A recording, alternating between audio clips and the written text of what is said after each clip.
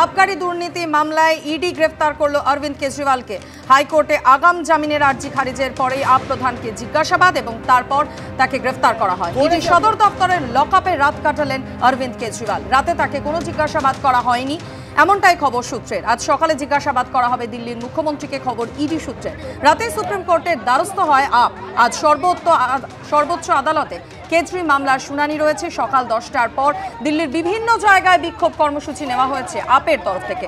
আবকারি মামলায় এর আগে যেমনটা কুসুমিতা বলছিল, বিআরএস প্রধান কে চন্দ্রশেখর রাওয়ের মেয়ে কবিতাকেও গ্রেফতার করেছে ইডি। বর্তমানে ইডি হেফাজতে রয়েছেন কবিতা। দিল্লির প্রাক্তন উপমুখ্যমন্ত্রী মনীষ সিসোদিয়াকে গ্রেফতার করেছিল এনফোর্সমেন্ট ডিরেক্টরেট। আপের রাজ্যসভার সাংসদ সঞ্জয় সিংকেও এর আগে গ্রেফতার করে ইডি। আর এবার গতকাল দিল্লির মুখ্যমন্ত্রী অরবিন্দ কেজরিওয়ালকে গ্রেফতার করল এনফোর্সমেন্ট ডিরেক্টরেট। সামনেই রয়েছে নির্বাচন। 19 তারিখে একেবারে লোকসভার প্রথম দফার নির্বাচন, যদিও দিল্লির নির্বাচন 25শে মে, এবং তার আগেই এই হাতে গোনা কয়েকটা দিনের মধ্যে একেবারে নজিরবিহীনভাবে দিল্লি অর্থাৎ দেশের রাজধানী, সেখানকার মুখ্যমন্ত্রী অরবিন্দ কেজরিওয়াল, যিনি একেবারে ক্ষমতাসীন সিটিং মুখ্যমন্ত্রী, তাকে গ্রেফতার করা একেবারে নজিরবিহীন ঘটনা। আপ ইতিমধ্যেই জানিয়ে দিয়েছে যে জেলের অন্তরাল থেকেই কিন্তু সরকার চালাবেন অরবিন্দ কেজরিওয়াল। কি হবে তা তো অবশ্যই ভবিষ্যৎ বলবে। কিছুক্ষণের মধ্যেই আপের সাংবাদিক বৈঠক হবে, তবে আজকে কিন্তু সুপ্রিম কোর্টে এই নিয়ে শুনানি রয়েছে। গতকালই আমরা দেখেছিলাম ইডি গ্রেফতার করেছে, আজ তাকে আদালতে তোলা হবে এবং সেখানে 10 দিনের হেফাজত চাইবেন ইডি আধিকারিকরা।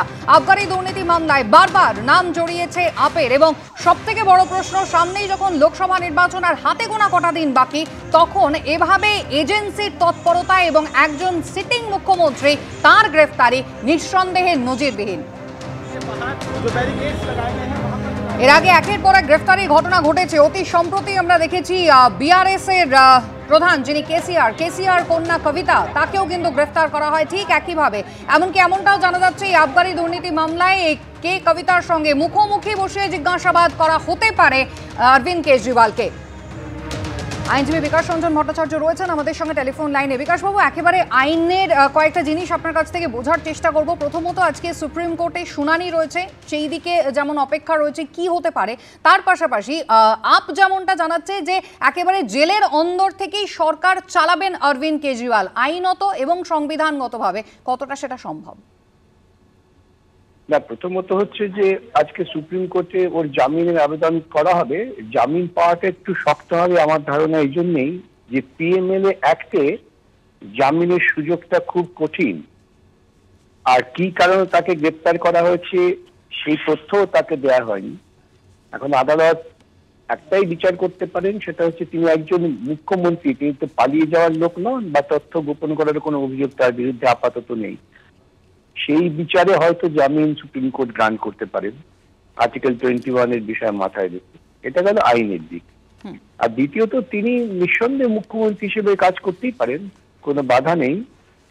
তো সেটা একটা অদ্ভুত নিদর্শন হবে যে একজন হেফাজতে থেকেও তিনি মুখ্যমন্ত্রীর কাজ করছেন।